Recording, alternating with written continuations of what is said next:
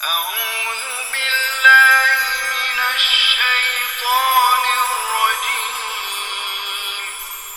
بسم الله الرحمن الرحيم آج ہم سورۃ تغابن کا مطالعہ کریں گے انشاءاللہ۔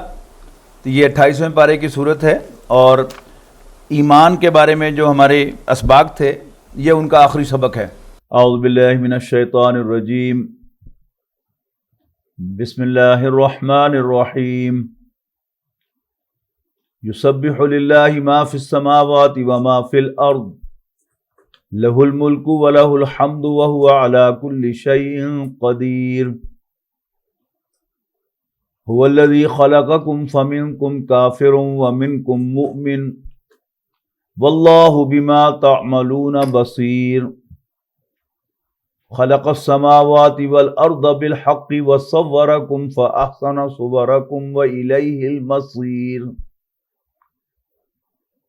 يعلم ما في السماوات والأرض ويعلم ما تسرون وما تعلنون واللہ علیم بذات الصدور۔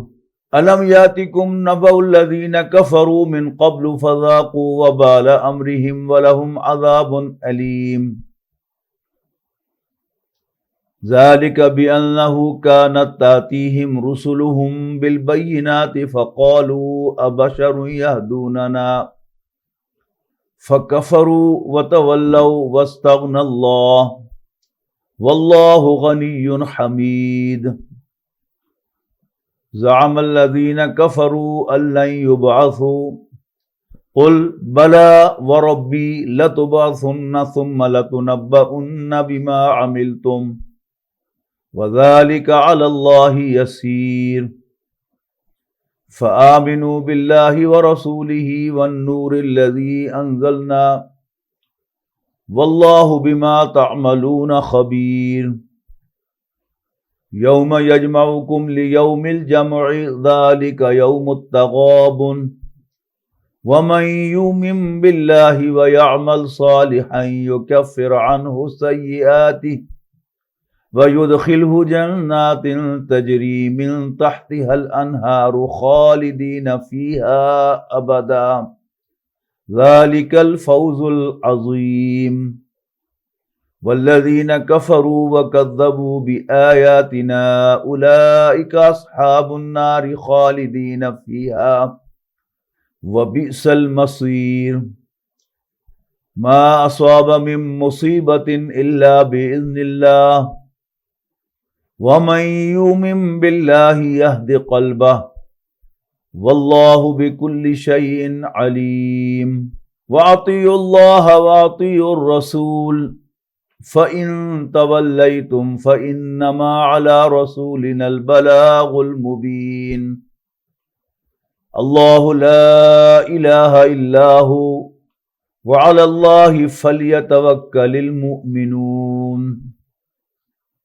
یا ایہا الذین آمنوا ان من ازواجکم واولادکم عدوا لکم فاحذروہم وان تعفوا وتصفحوا وتغفروا فإن اللہ غفور رحیم۔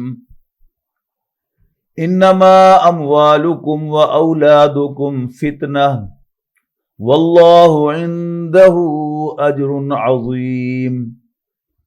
فاتقوا اللہ ما استطعتم واسمعوا واطیعوا وانفقوا خیرا لانفسکم ومن یوق شح نفسہ فاولئک هم المفلحون۔ ان تقرضوا اللہ قرضا حسنا یضاعف لکم ویغفر لکم واللہ شکور حلیم عالم الغیب والشہادۃ العزیز الحکیم۔ بھائیو اور بہنوں، سورۃ التغابن ایک مدنی سورت ہے، اور قرآن مجید میں سورتوں کی تعداد کے اعتبار سے مدنی صورتوں کے سب سے بڑے گلدستے کے اندر یہ صورت واقع ہوئی ہے۔ مدنی صورتوں کا یہ گلدستہ 27ویں پارے کے آخر میں سورۃ الحدید سے شروع ہوتا ہے، اور پورا 28واں پارہ ان صورتوں پر مشتمل ہے۔ ان میں سے 5 صورتیں وہ ہیں کہ جن کا آغاز اللہ کی تسبیح کے ذکر سے ہوتا ہے۔ آسمانوں اور زمین کی ہر شے اللہ کی تسبیح کرتی ہے۔ تسبیح سین با ہا سے نکلا ہے۔ سبح یسبح کے معنی ہے تیرنا۔ سورۃ یاسین میں ہے کہ رات اور دن اور سورج اور چاند اپنے اپنے مدار میں حرکت کر رہے ہیں، وہ ایک دوسرے کو پکڑ نہیں سکتے، کلن فی فلک یسبحون، ان میں سے ہر ایک اپنے اپنے مدار میں تیر رہا ہے، یعنی اس کا جو لیول ہے وہ مینٹینڈ ہوتا ہے۔ اللہ تعالیٰ کو اس کے اعلیٰ مقام پر مینٹین کرنا اپنے ذہن میں، اپنی گفتگو میں، اپنے جسچرز میں، اپنے ایکسپریشنز میں، یہ کیا ہے؟ یہ اللہ کی تسبیح ہے۔ اور زبان سے اس کا اظہار کرنا کہ اللہ تعالیٰ میں کوئی کمی، کوئی کوتاہی، کوئی نقص، کوئی برائی نہیں ہے، یہ کیا ہے؟ یہ اللہ کی تسبیح ہے۔ آسمانوں اور زمین کی ہر شے اللہ کی تسبیح کرتی ہے۔ اس کے 2 بنیادی معنی ہیں۔ ایک تو یہ کہ ہر چیز زبان حال سے پکار کر کہتی ہے کہ میرا بنانے والا، میرا چلانے والا پرفیکٹ ہے، اس میں کہیں کوئی فلا نہیں ہے، کہیں کوئی نقص نہیں ہے۔ وہ جو سورہ ملک میں کہا گیا کہ ذرا نظر دوڑاؤ، تمہیں کہیں کوئی فلا نظر آتا ہے، کوئی کمی نظر آتی ہے، پھر نظر دوڑاؤ، تمہاری نظر تھک ہار کر واپس آ جائے گی، اور اللہ تعالیٰ کی تخلیق میں کہیں کوئی نقص نظر نہیں آئے گا۔ سورۃ بنی اسرائیل یا سورۃ الاسراء میں یہ بھی فرمایا گیا کہ آسمانوں اور زمین کی ہر شے اور جو کچھ آسمانوں اور زمین کے مابین ہے وہ اللہ کی تسبیح کرتا ہے، وَلَٰكِن لَا تَفْقَهُونَ تَسْبِيحَهُمْ، لیکن تم ان کی تسبیح کو سمجھ نہیں سکتے۔ یہ جو پہلی تسبیح میں نے بیان کی ہے یہ تمہاری سمجھ میں آ رہی ہے، لیکن اللہ تعالیٰ نے ہر چیز کو جو زبان دی ہے وہ ہماری سمجھ میں نہیں آتی، لہٰذا ہم یہ مانیں گے کیونکہ اللہ تعالیٰ نے فرما دیا ہے کہ ہر چیز کو اللہ تعالیٰ نے کوئی زبان بھی عطا کی ہے، اور اس زبان سے بھی ہر چیز جو ہے وہ اللہ تعالیٰ کی تسبیح کر رہی ہے، تو وہ بھی ایک تسبیح ہے جو اللہ تعالیٰ کی ہو رہی ہے۔ تو یسبح للہ ما فی السماوات و ما فی الارض لہ الملک و لہ الحمد، اسی کی بادشاہی ہے اور اسی کی تعریف ہے۔ یعنی اس کائنات میں مختلف چیزیں جو اللہ تعالیٰ نے پیدا کی ہیں، ان کے اندر صفات ہیں، ان صفات کی تعریف کی جاتی ہے، تو وہ تعریف اصل میں ان کی تعریف نہیں ہے۔ اللہ کے سوا کسی کی اپنی کوئی تعریف نہیں ہے، کسی کی اپنی کوئی صفت نہیں ہے، ساری صفات اللہ تعالیٰ کی عطا کرتا ہے، اور غیر اللہ کی صفات اللہ کی ذات کی طرح، غیر اللہ کی ذات کی طرح اللہ تعالیٰ کی دی ہوئی بھی ہیں اور محدود بھی ہیں، لامحدود نہیں ہیں۔ اللہ تعالیٰ کی صفات لامحدود ہیں، اور اللہ تعالیٰ کی صفات ہمیشہ سے ہیں، ہمیشہ رہنے والی ہیں۔ تو اصل حمد، اصل تعریف تو اللہ ہی کی ہے، لہ الملک و لہ الحمد، اسی کی بادشاہی ہے اور اسی کی تعریف ہے۔ وَهُوَ عَلَىٰ كُلِّ شَيْءٍ قدیر، اور اللہ تعالیٰ ہر چیز پر قادر ہے۔ هُوَ الَّذِي خَلَقَكُمْ، وہی تو ہے جس نے تمہیں پیدا کیا، ایک جیسا پیدا کیا، جیسا کہ ہم حقیقت انسان کے عنوان سے پڑھ چکے ہیں کہ اللہ تعالیٰ نے ہر انسان کو ایک قلب عطا کیا اور اس کو روح عطا کی، لیکن انسان 2 قسم کے ہیں۔ جیسے سورۃ دہر میں فرمایا گیا کہ ہم نے انسان کو ملے جو نطفے سے پیدا کیا، فجعلناہ سمیعا بصیرا، اور اسے سننے والا اور دیکھنے والا بنایا۔ انا ہدیناہ السبیل، ہم نے اس کو راستہ تو دکھا دیا ہے، اما شاکرا و اما کفورا، اب یہ اس پر ڈیپینڈ کرتا ہے، اب یہ اس کا کام ہے کہ وہ نہ شکرہ بنتا ہے، شکر گزار بنتا ہے یا نہ شکرہ بنتا ہے۔ ایسے ہی اللہ تعالیٰ نے یہاں فرمایا کہ هو الذی خلقکم، وہی تو ہے جس نے تمہیں پیدا کیا، ایک ہی جیسا پیدا کیا، فمنکم کافر ومنکم مومن، لیکن تم میں سے کچھ کافر ہیں اور کچھ مومن ہیں، اللہ کو ماننے والے ہیں۔ واللہ بما تعملون بصیر، جو کچھ بھی تم کر رہے ہو اللہ تعالیٰ اس کو دیکھتا ہے۔ یعنی تم کفر کر رہے ہو تو بھی اللہ کو معلوم ہے، اور تم ایمان لائے ہو تو بھی اللہ کو معلوم ہے، تم اللہ تعالیٰ کے وفادار ہو تو بھی اللہ کو معلوم ہے، اور تم اللہ کے نافرمان ہو، اس کے باغی ہو تو بھی اللہ کو معلوم ہے۔ تو جو کچھ بھی تم کرتے ہو اللہ تعالیٰ اسے دیکھ رہا ہے۔ خلق السماوات والارض بالحق،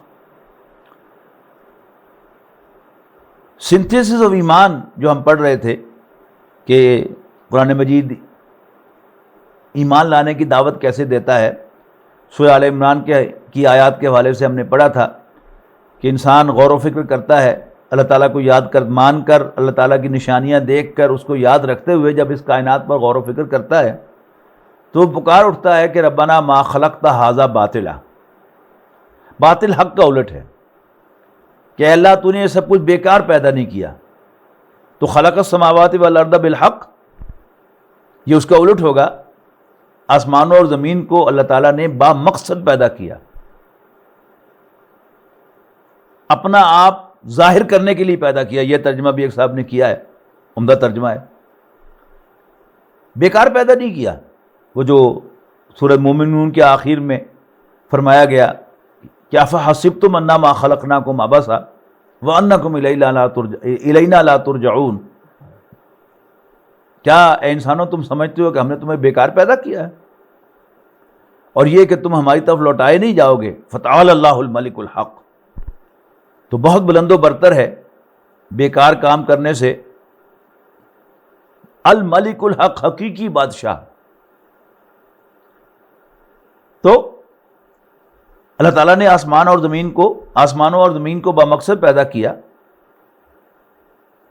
اس سلسلہ تخلیق کی میں جو سب سے ٹاپ کی چیز اللہ نے بنائی ہے، اللہ کی تخلیق کا شاہکار وہ انسان ہے۔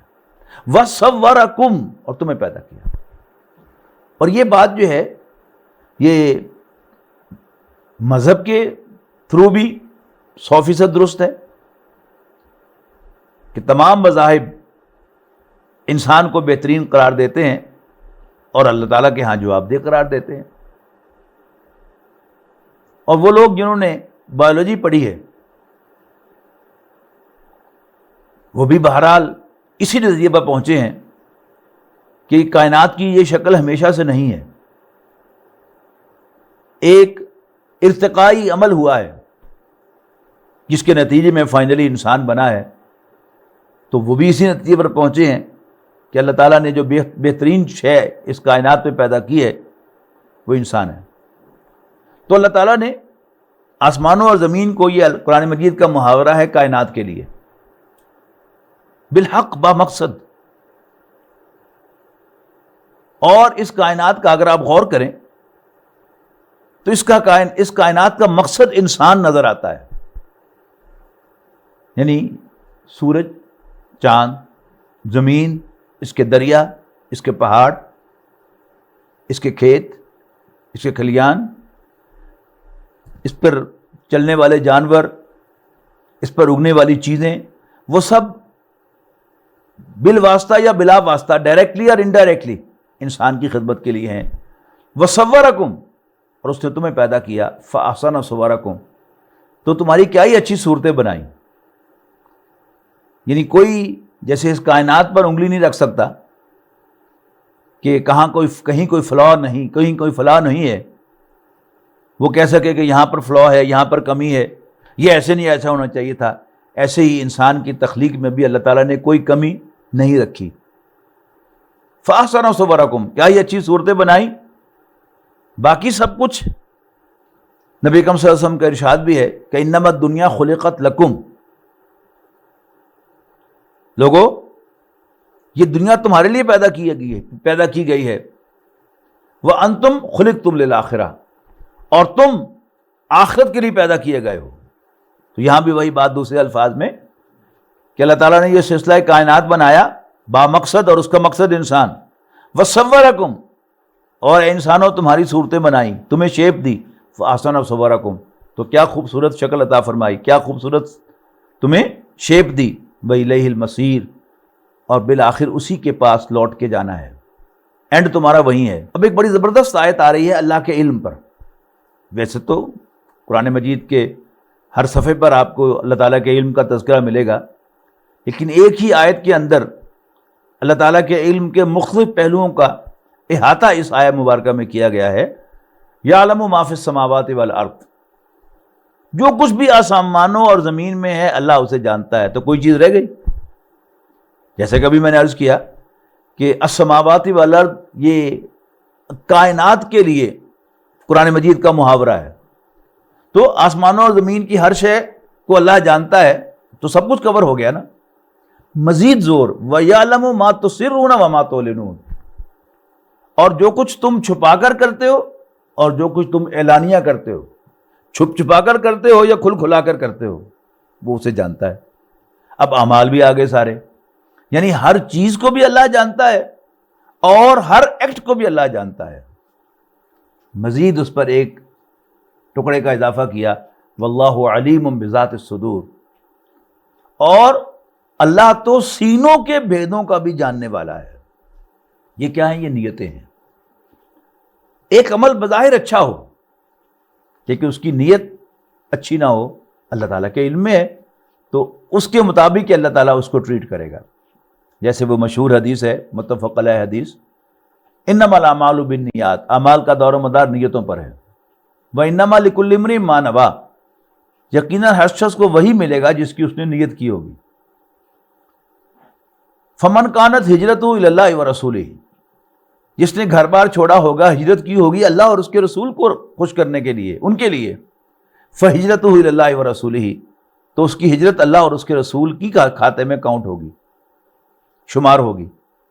ومن کان ہجرتہ لدنیا یصیبھا او امرأۃ ینکحھا، اور جس کسی نے ہجرت کی ہوگی دنیا کے لیے یا کسی عورت کے لیے کہ دنیا کو حاصل کر لے اور عورت سے شادی کر لے، فہجرتہ الی ما ہاجر علیہ، تو اس کی ہجرت اسی کے کھاتے میں شمار ہوگی جس کے لیے اس نے ہجرت کی ہوگی۔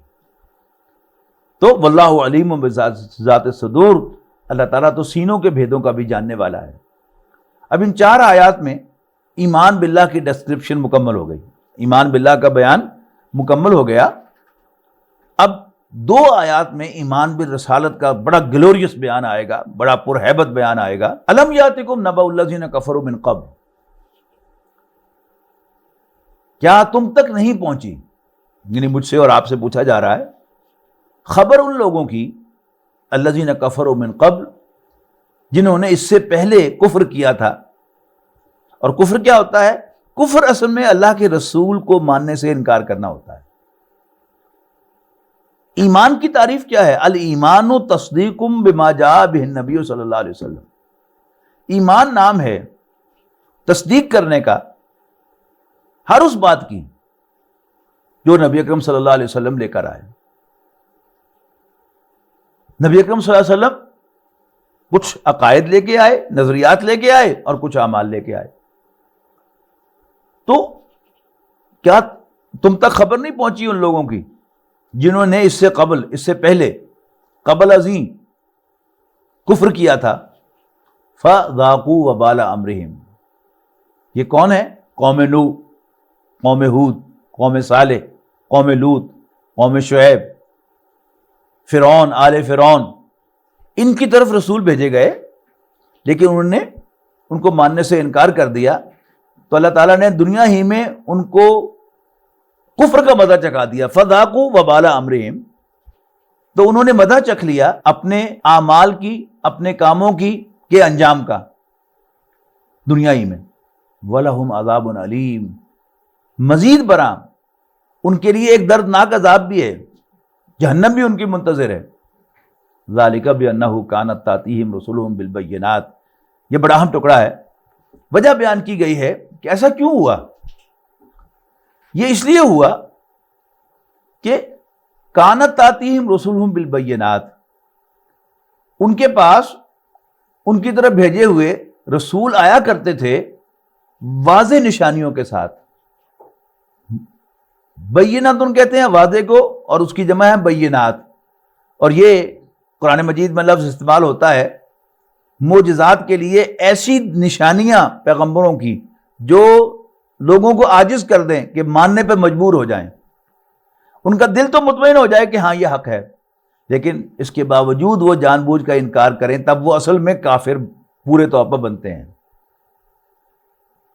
تو ذالک بانہ کانت تاتیہم رسولہم بالبینات، کہ ان کی طرف بھیجے ہوئے اللہ کے رسول ان کے پاس واضح نشانیاں لے کر آئے تھے.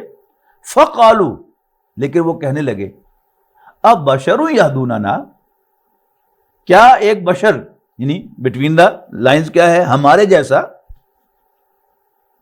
جس کو دیکھنے میں ہم پر کوئی فضیلت حاصل نہیں ہے، جیسے ہم کھاتے ہیں وہ کھاتا ہے، جیسے ہم پیتے ہیں وہ پیتا ہے، جیسے وہ بازاروں گلیوں میں چلتا ہے جیسے ہم چلتے ہیں، تو نتھنگ اسپیشل. تو کیا ایک بشر ہی ہماری رہنمائی کرے گا؟ فکفروا، لہذا انہوں نے انکار کر دیا. وتولوا، اور منہ موڑ لیا. واستغنى اللہ، تو اللہ تعالیٰ نے بھی بے پرواہی برتی. شان استغنا کہتے ہیں نا، بے پرواہی. تو واستغنى اللہ، اللہ تعالیٰ نے بھی بے پرواہی برتی. واللہ غنی حمید، اللہ تعالیٰ غنی، بے نیاز، حمید، حمد کیا گیا ہے. عربی زبان میں فقیر کہتے ہیں محتاج کو، جو کسی پر ڈپینڈنٹ ہو، کسی کا محتاج. اور فقیر کا الٹ ہے غنی، انڈیپینڈنٹ، جو کسی کا محتاج نہ ہو، جس کو کسی کی پرواہ نہ ہو. یوں ہو جائے یا یوں ہو جائے، اس سے کوئی فرق نہ پڑے. جیسے نبی اکرم صلی اللہ علیہ وسلم نے فرمایا کہ اگر سب انسان نیک ترین انسان جیسے بن جائیں تو اللہ کی حکومت میں کوئی اضافہ نہیں ہوگا، اس کی شان میں کوئی اضافہ نہیں ہوگا. اور اگر سب انسان سب سے باغی اور بے عمل انسان جیسے بن جائیں تب بھی اللہ تعالیٰ کی شان میں کوئی فرق نہیں آئے گا. تو یہ اللہ تعالیٰ کی شان استغنا ہے. واستغنى اللہ، اللہ نے بھی بے پرواہی برتی. دفع ہو جاؤ. واللہ غنی حمید، اور اللہ تعالیٰ غنی، بے نیاز، بے پرواہ، انڈیپینڈنٹ اور حمد کیا گیا ہے. اب ایک آیت میں آئے گا ایمان بالآخرہ، لیکن کمال کے انداز سے. زعم الذین کفروا، کافروں کو زوم ہے، انہیں غلط فہمی ہے، یہ سمجھتے ہیں اللہ یبعثوا، کہ یہ کبھی دوبارہ اٹھائے نہیں جائیں گے. قل بلا، اے نبی کہہ دو کیوں نہیں، وربی، میرے رب کی قسم ہے، لتبعثن، تم لازماً اٹھائے جاؤ گے، ثم لتنبؤن بما عملتم، اور پھر تمہیں تمہاری کرتوتیں جتلائی جائیں گی. تمہارے اعمال کا سارا ریکارڈ تمہارے سامنے لایا جائے گا، تمہارا کچا چٹھا کھول کر تمہارے سامنے رکھ دیا جائے گا. ثم لتنبؤن، پھر تمہیں جتلائے جائیں گے، تمہارے سامنے لائے جائیں گے، بما عملتم، جو کچھ بھی تم نے کیے تھے، یعنی تمہارے اعمال. وذالک علی اللہ یسیر، اور ایسا کرنا اللہ تعالیٰ پر بہت آسان ہے. فآمنوا باللہ ورسولہ، بس مانو اللہ اور اس کے رسول کو، ایمان لاؤ اللہ اور اس کے رسول پر صلی اللہ علیہ وسلم. والنور الذی انزلنا، اور اس نور پر جو ہم نے نازل فرمایا ہے، یعنی یہ قرآن مجید، یہ اللہ تعالیٰ کی روشنی ہے. روشنی کا کام کیا ہوتا ہے؟ راستہ دکھانا. ابھی اگر اندھیرا ہو جائے اور میں دروازے سے باہر جانا چاہوں تو میں فرنیچر سے ٹکراؤں گا، راستے میں کوئی گندگی پڑی ہوگی تو اس سے میرے پاؤں گندے ہو جائیں گے. لیکن جو ہی روشنی ہوگی تو مجھے ہر چیز نظر آنے لگے گی. جتنی روشنی زیادہ ہوگی اتنی کلیئرٹی ہوگی. تو قرآن مجید کو جا بجا نور کہا گیا ہے، a source of light. فآمنوا باللہ ورسولہ والنور الذی انزلنا، پس مانو اللہ اور اس کے رسول کو، ایمان لاؤ اللہ اور اس کے رسول پر، اور اس نور پر، اس روشنی پر، اس کتاب پر، اس قرآن پر جو ہم نے نازل فرمایا ہے. واللہ بما تعملون خبیر، اور ساتھ ہی ایک note of caution, note of warning. واللہ بما تعملون خبیر، اور جو کچھ بھی تم کرتے ہو اللہ تعالیٰ اس سے باخبر ہے. تمہارا کوئی چھوٹے سے چھوٹا عمل بھی اس سے چھپا ہوا نہیں ہے. وہ پوری طرح خبردار ہے، سب کچھ جانتا ہے. یوم یجمعکم لیوم الجمع، یعنی 4 آیات ایمان باللہ پر تھیں، 2 ایمان برسالت پر تھیں، 1 ایمان بالآخرت پر تھی. اس کے بعد ایمان لانے کی دعوت تھی. یہ بالکل وہی انداز ہے کہ جو سورہ حدید میں بھی اختیار کیا گیا ہے کہ پہلی 6 آیات میں ایمان باللہ، اور پھر 7ویں آیت میں کہا گیا آمنوا باللہ ورسولہ وانفقوا مما جعلکم مستخلفین فیہ، مانو اللہ اور اس کے رسول کو اور لگا دو، کھپا دو، خرچ کر دو جس پر بھی اللہ تعالیٰ نے تمہیں اختیار دیا ہے. لیکن یہاں اب اس کو کمپنسیٹ کیا جا رہا ہے کہ ایمان بالآخرت پر 1 آیت تھی، اور اب ایمان بالآخرت پر 2 آیات آئیں گی. یوم یجمعکم لیوم الجمع ذالک یوم التغابن، وہ دن جب اللہ تم سب کو جمع کرے گا، جمع کرنے کے دن، یعنی وہ دن ہے ہی جمع کرنے کا، ذالک یوم التغابن، اور یہ ہوگا ہار جیت کے فیصلے کا اصل دن. اس دنیا کی زندگی میں ہمیں اللہ تعالیٰ کامیابیوں سے بھی ہمکنار کرتا ہے اور ہمارے نقصان بھی ہوتے ہیں. ہم گین بھی کرتے ہیں، لوز بھی کرتے ہیں، پاتے بھی ہیں اور کھوتے بھی ہیں. آج اگر کسی کا کوئی نقصان ہوا ہے تو کل اللہ تعالیٰ اس کو فائدہ بھی پہنچا دیتا ہے. آج اگر کوئی شخص جو ہے وہ ویل آف ہے تو کل کو وہ تنگ دست بھی ہو جاتا ہے. لیکن آخرت میں جو جیت گیا وہ واقعتاً جیت گیا، اور جو ہار گیا وہ واقعتاً جیت گیا. یہ ہے مفہوم ذالک یوم التغابن کا. اب ایمان کے ثمرات بیان ہونے شروع ہو رہے ہیں. پہلے اخروی ثمرات بیان ہوں گے ایمان کے. وَمَن يُؤْمِن بِاللَّهِ وَيَعْمَلْ صَالِحًا يُكَفِّرْ عَنْهُ سَيِّئَاتِهِ وَيُدْخِلْهُ جَنَّاتٍ تَجْرِي مِن تَحْتِهَا الْأَنْهَارُ خَالِدِينَ فِيهَا أَبَدًا. وہ لوگ کہ جو اللہ پر ایمان رکھیں گے اور نیک عمل کریں گے. میں نے جان بوجھ پر یہ پوری خالدین فیہا ابدا تک آیت پڑھ کے پھر ترجمہ کیا ہے کہ عربی محاورے میں من ہمیشہ واحد مذکر استعمال ہوتا ہے. اس کے مقابلے میں اہل ہمیشہ جمع مذکر استعمال ہوتا ہے.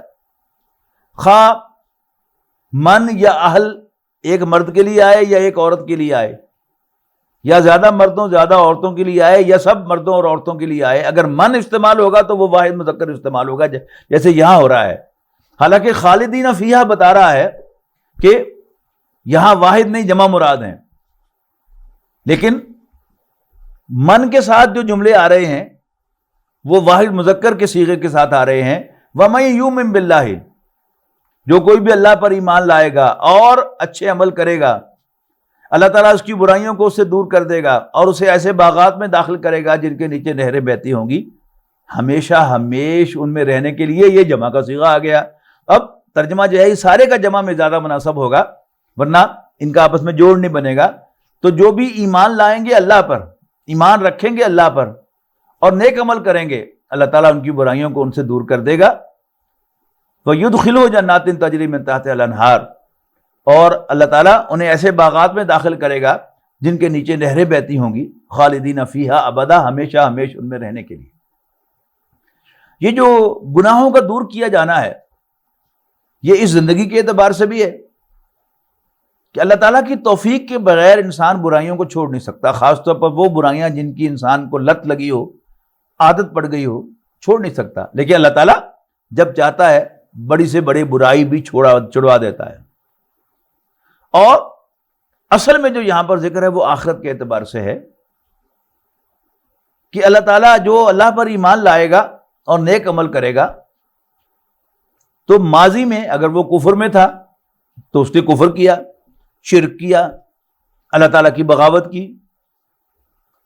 اور اگر وہ پہلے سے مسلمان تھا کہ اس نے بہت سے معاملات میں اللہ کی نافرمانی کی، بہت سی برائیاں کی، تو اللہ تعالیٰ اس کے نامہ اعمال میں سے وہ برائیاں جو ہے وہ ڈیلیٹ کر دے گا.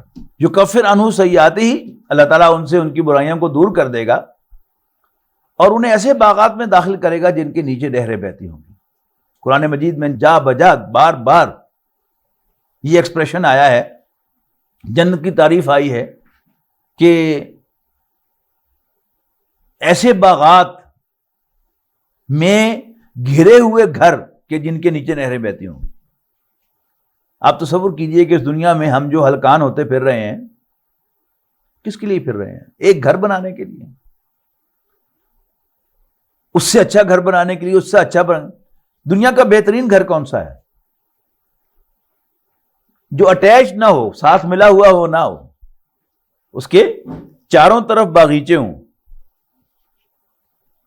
اور پھر ان کے درمیان میں، باغیچوں کے درمیان میں لیونگ اپارٹمنٹ ہو، رہنے کے مسکن ہو، اور نیچے کوئی جھیل ہو، سمندر ہو، یا کوئی دریا ہو، یا کوئی نہر ہو، اور نہیں تو سوئمنگ پول ہی ہو. تو یہ کیا ہے؟ یہ ایک آئیڈیل گھر ہے. انسان ایسا گھر بنانے کے لیے اس دنیا میں حلال کو حرام کرتا ہے، حرام کو حلال کرتا ہے، جبکہ اللہ تعالیٰ بار بار یہ شور کرتا ہے کہ تم میرے بندے بن جاؤ، میرے وفادار بن جاؤ، میرے لیے کام کرو تو میں تمہیں تمہاری پسند کے گھر دوں گا. ذالک الفوز العظیم، یہی ہے بڑی کامیابی. والذین کفروا وکذبوا بآیاتنا، اور وہ لوگ جو کفر کرتے اور ہماری آیات کو جھوٹا قرار دیتے ہیں، اولئک اصحاب النار، یہ اہل دوزخ ہیں، یہ اہل النار ہیں، جہنم میں رہنے، آگ میں رہنے والے ہیں. خالدین فیہا، وہ اس میں ہمیشہ رہیں گے. وبئس المصیر، اور یہ بہت برا ٹھکانہ ہے. اس کے بعد دوسرے رکوع سے ایمان کے جو دنیاوی ثمرات ہیں ان کا تذکرہ شروع ہو رہا ہے. فرمایا ما اصاب من مصیبت الا باذن اللہ، نہیں آتی کوئی مصیبت. یہ ذہن میں رہے کہ عربی زبان میں اصاب یصیب جو بھی پڑے اس کے لیے آتا ہے. مصیبت اردو زبان کے اعتبار سے تکلیف آئے یا کوئی خیر آئے، بھلائی ہو، کچھ مل جائے یا چھن جائے. الا باذن اللہ، نہیں آتی کوئی مصیبت، نہیں پیش آتا کوئی واقعہ الا باذن اللہ، مگر اللہ کی اجازت سے. اس سے ملتی جلتی آیت سورہ حدید میں آئی، ما اصاب من مصیبت فی الارض ولا فی انفسکم الا فی کتاب من قبل ان نبراها. نہیں آتی کوئی مصیبت، نہیں پیش آتا کوئی واقعہ زمین پر یا تمہارے دل میں، مگر یہ کہ وہ ایک لکھا ہوا موجود ہوتا ہے ایک کتاب میں، اس سے پہلے کہ ہم اسے ظاہر کریں. یہاں اس کا پہلا حصہ ہے نہیں آتی کوئی مصیبت مگر اللہ کی اجازت سے. بحیثیت مسلمان، بحیثیت مومن، ہمارا ایمان ہے، ہم جانتے ہیں کہ اس زمین میں ایک پتا بھی اللہ تعالیٰ کی اجازت کے بغیر جنبش نہیں کرتا، تنکا بھی نہیں ہلتا، چاہے جائے کوئی بڑا واقعہ پیش آئے. لیکن جب ہم اللہ تعالیٰ سے حجاب میں آ جاتے ہیں تو ہم کسی واقعے کے پیچھے اللہ تعالیٰ کو نہیں دیکھ پاتے. ہم جو اس سے پیچھے جو ہے، یعنی کسی شخص نے میرے پر کوئی زیادتی کی ہے، وہ مجھے وہ شخص ہی نظر آتا رہتا ہے کہ اس نے مجھے یہ تکلیف پہنچائی ہے، یا کوئی حالات و واقعات کا تسلسل ہے جس کے نتیجے میں یہ بات میرے اوپر آئی ہے، مجھے وہی یاد آ رہتا ہے، میں بھول جاتا ہوں کہ بیچ میں اللہ ہے. کوئی شخص مجھے جتنا مرضی نقصان پہنچانا چاہے، وہ میرا کچھ نہیں بگاڑ سکتا اگر اللہ کی اجازت نہ ہو. اب یہ وہ بنیادی سبق ہے کہ اگر انسان کو یاد ہوگا تو وہ کبھی ڈپریس نہیں ہوگا، کبھی پریشان نہیں ہوگا. تو یہاں فرمایا نہیں آتی کوئی مصیبت مگر اللہ کی اجازت سے. وَمَن يُؤْمِن بِاللَّهِ، البتہ جو اللہ پر ایمان رکھتا ہے، یہدی قلبہ، اللہ تعالیٰ اس کے دل کی رہنمائی فرماتا ہے. جو اللہ پر ایمان رکھتا ہے، اللہ پر یقین رکھتا ہے، تو اس کا ذہن منتقل ہو جاتا ہے، اللہ تعالیٰ اس کے ذہن کو منتقل کرتا ہے اپنی جانب. اس نے نہیں کیا، میں نے کیا ہے، یہ میری اجازت سے ہوا ہے. اور جو ہی انسان کا ذہن اللہ تعالیٰ کی طرف جائے گا، اللہ تعالیٰ اس کے دل کو اپنی طرف موڑے گا. تو فوراً اس سے سکون آ جائے گا. اور یہ مضمون قرآن مجید کے بڑے بنیادی مضامین میں سے ہے. سورۃ کہف میں حضرت موسیٰ اور حضرت خضر کا واقعہ اسی چیز کی نشاندہی کرتا ہے کہ بظاہر کو اچھے واقعات ہیں لیکن حقیقت میں وہ برے ہیں، اور بظاہر کچھ برے واقعات ہیں جو حقیقت میں اچھے ہیں. تو جب انسان کا ذہن اللہ تعالیٰ کی طرف منتقل ہوگا اسے یہ پتہ چل جائے گا، یاد آ جائے گا اللہ نے کیا ہے، تو اللہ نے کیا تو اچھا ہی کیا ہوگا. اللہ کسی کا برا نہیں کرتا. اللہ میرا رب ہے، اس نے مجھے زندگی دی ہے، اس نے مجھے جان عطا کی ہے، اس نے مجھے آنکھیں دی ہیں، اس نے مجھے کان دیے ہیں، اس نے مجھے چلنے کے لیے پاؤں دیے ہیں. وہ تو میرا بڑا محسن ہے، وہ میرا برا نہیں چاہے گا، ٹھیک کیا ہوگا اس نے. اور جو انسان کے ذہن میں یہ بات بیٹھتی چلی جائے گی تو پھر اس کا غم، اس کی پریشانی، اس کا ڈپریشن خوشی میں بدلتا چلا جائے گا کہ یا اللہ تیرا شکر ہے. تو نہیں آتی کوئی مصیبت مگر اللہ کی اجازت سے. وَمَن يُؤْمِن بِاللَّهِ يَهْدِ قَلْبَهُ، اور جو اللہ پر ایمان رکھتا ہے اللہ تعالیٰ اس کے دل کی رہنمائی فرماتا ہے. وَاللَّهُ بِكُلِّ شَيْءٍ عَلِيمٌ، اور اللہ تعالیٰ ہر چیز کو جاننے والا ہے. اسے معلوم ہے کہ مجھے اس پر کتنا یقین ہے، میں اس پر کتنا ایمان رکھتا ہوں، اکارڈنگلی وہ مجھے ڈائریکٹ کرتا ہے. اس کے بعد فرمایا وَأَطِیعُوا اللَّهَ وَأَطِیعُوا الرَّسُولَ، اور اللہ اس کے رسول کا کہنا مانو. فَإِن تَوَلَّیْتُمْ، لیکن اگر تم نے منہ موڑا اللہ اور اس کے رسول کی اطاعت سے، ان کا کہنا ماننے سے، تو یاد رکھنا فَإِنَّمَا عَلَىٰ رَسُولِنَا الْبَلَاغُ الْمُبِینُ، تو ہمارے پیغمبر کے ذمے تو صرف وضاحت سے پہنچا دینا ہے، اور وہ ایسا وہ اپنا کام کر رہے ہیں. پھر فرمایا اللہ لا الہ الا ہو، اللہ ہی وہ ہستی ہے کہ جس کے سوا کوئی معبود نہیں ہے، کوئی عبادت کے لائق نہیں ہے. وعلی اللہ فلیتوکل المؤمنون، اور ایمان والوں کو، مومنوں کو تو اللہ تعالیٰ ہی پر بھروسہ کرنا چاہیے. اور یہ اللہ تعالیٰ پر بھروسہ یہ ایسا زبردست انعام ہے اللہ تعالیٰ کا کہ جس کو اس زندگی میں یہ نصیب ہو جائے، پریشانی اس کے پاس نہیں کبھی پھٹک سکتی، غم زدہ وہ کبھی نہیں ہو سکتا. یہ بڑا اہم مضمون ہے. اس سے اگلی سورت طلاق ہے. ہم سب جانتے ہیں کہ طلاق ایک غیر پسندیدہ واقعہ ہوتا ہے جس گھر میں بھی ہو، مرد کے لیے بھی، عورت کے لیے بھی، ان کے بچوں کے لیے بھی، اور ان کے والدین کے لیے بھی، دونوں خاندانوں کے لیے بھی. لیکن طلاق کے بعد اگر تو قانونی ماہر یعنی کسی وکیل یا سولیسٹر سے رابطہ کیا جائے گا، وہ تو الٹی پٹی پڑھائے گا کہ تمہارے ہاتھ میں کچھ بھی نہیں ہے. پھر جی کیا کروں؟ تم بھی 2 مقدمے جو ہے وہ دوسرے فریق پہ کرو، پھر جا کر تمہیں کچھ ملے گا. اور ہم میں سے اچھے اچھے لوگ جھٹ اس کے لیے تیار ہو جاتے ہیں. سورۃ طلاق میں فرمایا گیا من یتق اللہ یجعل لہ مخرجا، جو اللہ سے ڈرے گا اللہ تعالیٰ اس کے لیے کوئی نہ کوئی وے آؤٹ نکالے گا، اس مشکل سے نکلنے کا کوئی راستہ پیدا کرے گا. یعنی اگر وہ اللہ سے ڈرے گا اور کوئی جھوٹا مقدمہ دوسرے فریق پر دائر نہیں کرے گا تو اللہ تعالیٰ کے پاس بڑے راستے ہیں، اللہ تعالیٰ اس کے لیے کوئی راستہ نکال دے گا. یجعل لہ مخرجا ویرزقہ من حیث لا یحتسب، اور اسے وہاں سے دے گا جہاں سے اس کا کوئی وہم و گمان بھی نہ ہو. وَمَن يَتَوَکَّلْ عَلَى اللَّهِ، جو اللہ پر بھروسہ کرے گا، فَهُوَ حَسْبُهُ، اللہ خود اس کے لیے کافی ہو جائے گا. اور کیا چاہیے؟ مزید فرمایا ان اللہ بالغ امرہ، بے شک اللہ تعالیٰ اپنے کام کو انجام تک پہنچانے والا ہے. پنجابی میں کہیں گے کہ اللہ تعالیٰ اپنے کام توڑ چڑھانا ہے. اور پھر فرمایا قد جعل اللہ لکل شیء قدرا، اور اللہ تعالیٰ نے ہر چیز کا ایک اندازہ مقرر کیا ہے.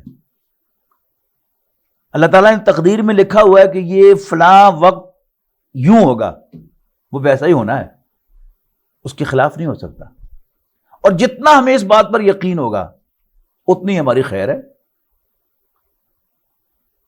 کسی شخص کا بیٹا فوت ہو گیا، جوان بیٹا، اب وہ روئے شور مچائے، ماتم کرے، دیوار میں ٹکرے مارے، بیٹا تو واپس آنے سے رہا.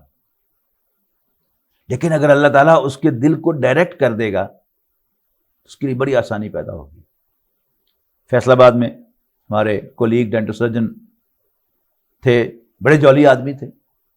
ان کا جوان بیٹا فوت ہو گیا. ہم جنازے کے لیے گئے تو جب ہمارے قریب آئے تو مذاق کیا، یہ بتانے کے لیے کہ میں بڑا مضبوط اعصاب کا مالک ہوں، لیکن دل تو دکھا ہوا تھا.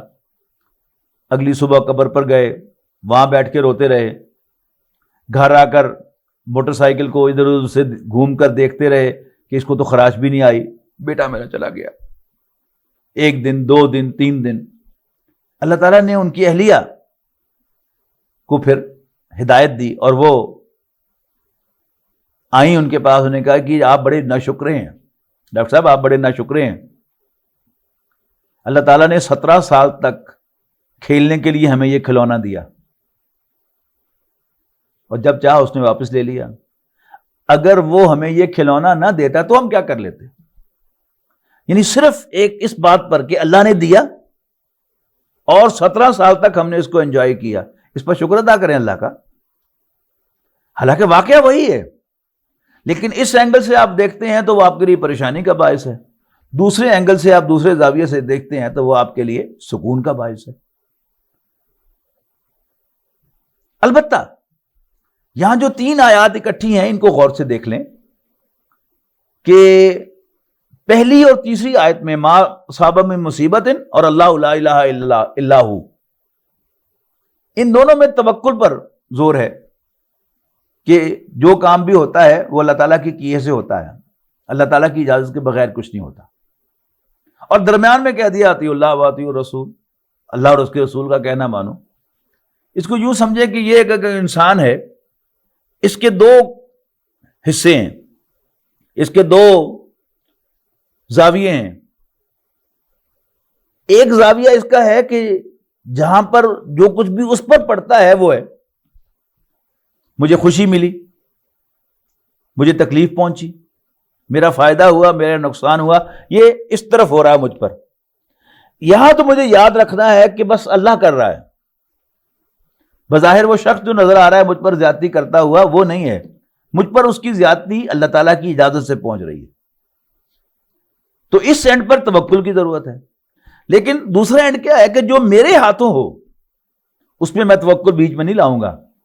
وہاں پر مجھ پر لازم ہے کہ میں اللہ تعالیٰ کی اطاعت کروں، اللہ کے رسول کا کہنا مانوں، میں اللہ سے ڈرتا رہوں.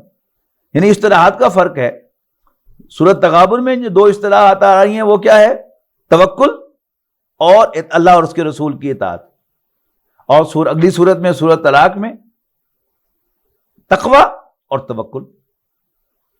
تو جو ریسیونگ اینڈ ہے انسان کا کہ اسے جو کچھ ملنا ہے انسان کو یقین ہو کہ اللہ کے دیے سے مل رہا ہے. البتہ جو کچھ اس کے ہاتھوں سرزد ہونا چاہیے وہ اللہ کے خوف کے ساتھ اور اللہ تعالیٰ کی اطاعت اور اس کے رسول کی اطاعت میں ہونا چاہیے. اس کے بعد ایک بہت اہم مضمون آ رہا ہے، یا ایھا الذین آمنوا، اے ایمان والو، ان من ازواجکم و اولادکم عدوا لکم، یقیناً تمہاری بیویوں اور تمہاری اولاد میں سے کچھ تمہارے دشمن بھی ہیں. لیکن یہ اس طرح کے دشمن نہیں ہے جس سے لڑا جاتا ہے، یہ وہ دشمن ہے جس سے صرف ہوشیار رہنے کی ضرورت ہے. فاحذروہم، ان سے ہوشیار رہو. اللہ تعالیٰ نے بہرحال انسان کے دل میں اپنے اہل و عیال کی محبت رکھی ہے، اور یہ محبت اللہ تعالیٰ کی محبت کے مقابلے میں آتی ہے. اور ہر وقت اندیشہ ہے کہ انسان ان کی محبت میں گرفتار ہو کے اللہ کو ناراض کر بیٹھے، اللہ کے رسول کی نافرمانی کر بیٹھے. تو ایک تو یہاں ہوشیار رہنے کی ضرورت ہے. نبی اکرم صلی اللہ علیہ وسلم ایک مرتبہ عید کی نماز پڑھا کر واپس جا رہے تھے تو عورتوں کے انکلوجر کے پاس سے آپ کا گزر ہوا تو آپ نے عورتوں کو خطاب کرتے ہوئے فرمایا، یا معاشر النساء، عورتوں تصدقنا، صدقہ دیا کرو، میں تمہیں جہنم میں جلتا ہوا دیکھ رہا ہوں. عورتوں نے حیران ہو کر پوچھا کہ اللہ کے رسول وہ کیوں؟ آپ نے فرمایا کہ تکثرن اللانا، تم بہت زیادہ لان تان کرتی ہو، جس کو ہمارے محاورے میں تم بہت زیادہ زبان دراز ہو. جب بگڑ جاؤ اور کسی کے خلاف زبان کھول لو تو پھر تم بولتی چلی جاتی ہو، بولتی چلی جاتی ہو، بولتی چلی جاتی ہو. اور یہ آبزرویشن ہے، تجربہ ہے کہ عورت زبان کھول لے تو گھنٹوں میں بول سکتی ہے. اور ایسے ہی بچہ ہے، بچہ اگر بگڑ جائے تو پھر وہ بھول جاتا ہے کہ میں کس سے بات کر رہا ہوں. وہ باپ کے ساتھ بھی بدتمیزی کر لے گا، ماں کے ساتھ بھی بدتمیزی کر لے گا، ہر ایک کے ساتھ وہ بدتمیزی کر لے گا. تو زبان درازی، تکثرن اللانا، تم بہت زیادہ لان تان کرتی ہو. اور دوسری بات فرمائی وَتَكْفُرْنَ الْعَشِيرَ، اور شوہروں کی ناشکریاں ہو. آپ نے اپنی بیوی کے لیے کیا کچھ نہ کیا ہو،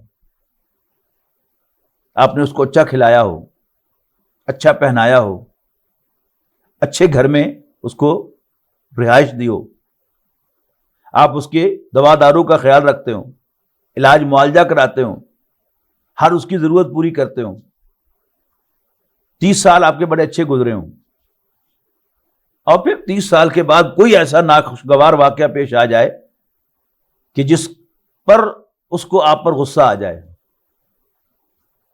تو اگر آپ ذہناً تیار نہیں ہیں اس سے ناشکری سننے کے لیے تو پھر آپ کو بہت مایوسی ہوگی. اس لیے کہ کچھ بعید نہیں کہ وہ کہہ دے کہ میں نے 30 سال تیرے گھر میں کوئی سکھ نہیں دیکھا. اب اگر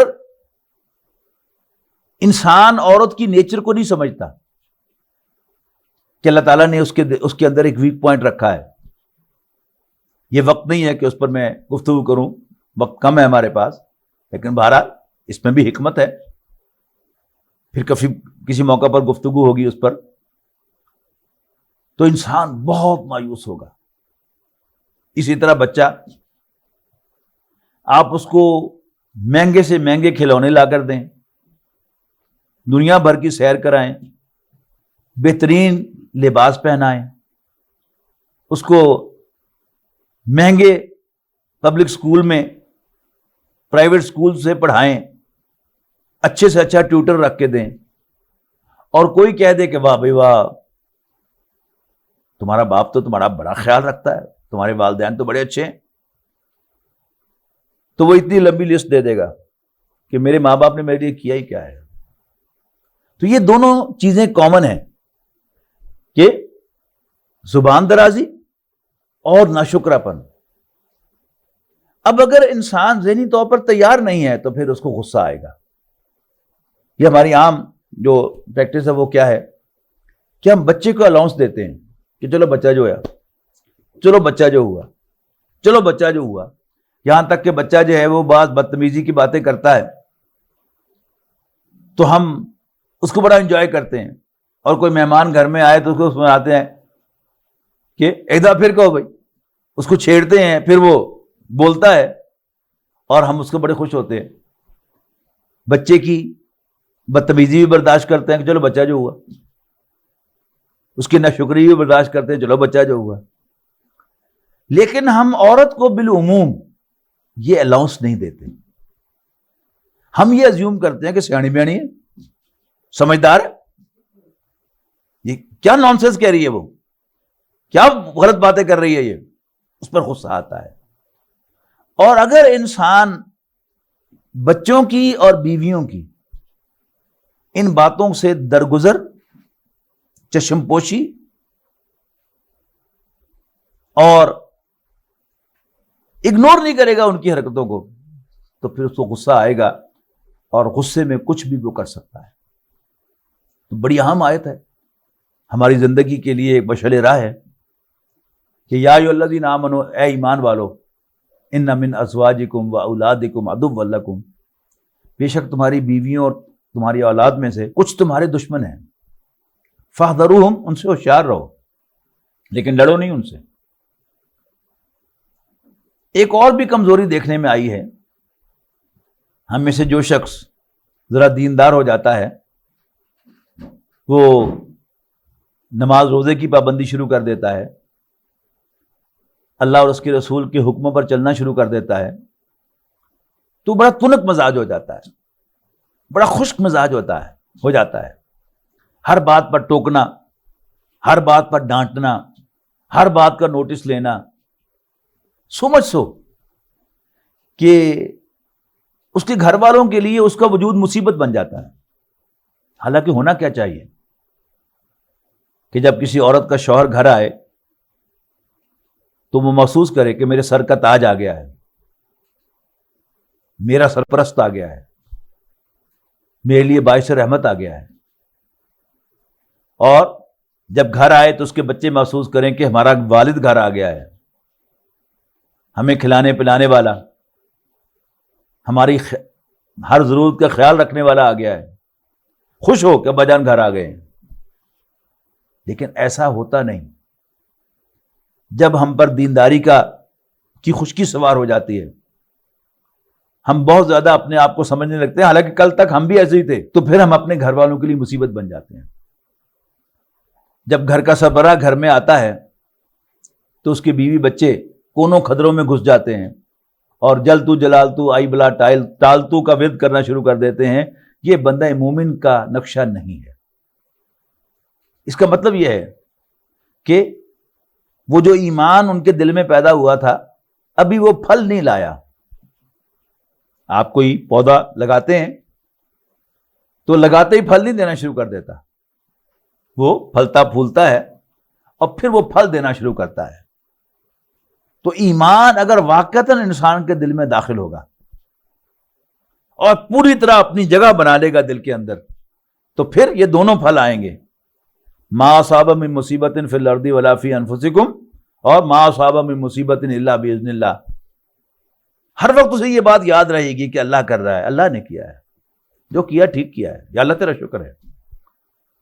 اور وہ اپنے بچوں بال بچوں کے لیے، بیوی بچوں کے لیے باعث رحمت ہوگا، ان کی ہر چھوٹی چھوٹی بات کا نوٹس لے کر اس پر محاسبہ نہیں کرے گا، کورٹ کچہری نہیں لگائے گا۔ تو تین الفاظ آئے ہیں ایک ہی مفہوم کے۔ پہلا لفظ ہے وَإِن تَعْفُوا، عفو کہتے ہیں چھوڑ دینے کو۔ جس حدیث میں نبی اکرم صلی اللہ علیہ وسلم نے داڑھی رکھنے کا حکم دیا ہے، اس میں الفاظ ہیں کہ اعفوا اللحا، داڑھیوں کو چھوڑ دو، وقصوا الشوارب، مونچھوں کو تراشو۔ تو عفو کیا ہے؟ جیسے ہاکی کے کھیل کے اندر کوئی کھلاڑی فاؤل کرتا ہے اور ریفری وسل بجاتا ہے، لیکن ان دا مین ٹائم گیند خود بخود دوسری ٹیم کے پاس چلا جاتا ہے، تو وہ چھوٹی سی وسل اور بجاتا ہے کہ چلنے دو، اب کھیل کو روک کر ہٹ لگانے کی ضرورت نہیں، گیند آ گئی تمہارے پاس، چلاؤ۔ یہ عفو ہے۔ یعنی بیوی یا بچے کی کوئی حرکت ناگوار گزری، اس نے کوئی فاؤل حرکت کی، کوئی غلط بات کی، کوئی نماز چھوڑی، نماز میں سستی کی، کوئی ill manners کا مظاہرہ کیا، بدتمیزی کا مظاہرہ کیا، تو ہر وقت ٹوکنا درست نہیں ہے۔ ان تعفو، اگر تم چھوڑ دو گے، وتصفحوا، یعنی ایک یہ کاغذ ہے، یہ اس کے دو صفحے ہیں، ایک یہ صفحہ ہے، ایک یہ صفحہ ہے، یہ صفحہ اس کو نہیں دیکھ سکتا اور یہ صفحہ اس کو نہیں دیکھ سکتا۔ تو تصفح کیا ہے؟ چشم پوشی کرنا۔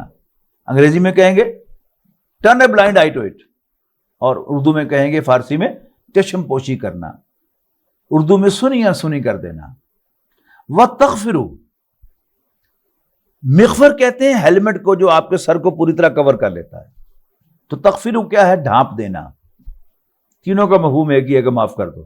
تو اگر تم، فارسی میں ترجمہ کیا جاتا ہے عام طور پر ان تعفو، اگر تم درگزر کرو گے، اگنور کرو گے، وتصفحوا، اور چشم پوشی کرو گے، وتغفروا، اور معاف کر دو گے، فإن اللہ غفور رحیم، تو اللہ تعالیٰ بھی بخشنے والا مہربان ہے۔ ایک صاحب کی اہلیہ نے شکایت کی کہ آپ کے بھائی ڈانٹتے بہت ہیں۔ میں نے کہا جی میں بات کروں گا۔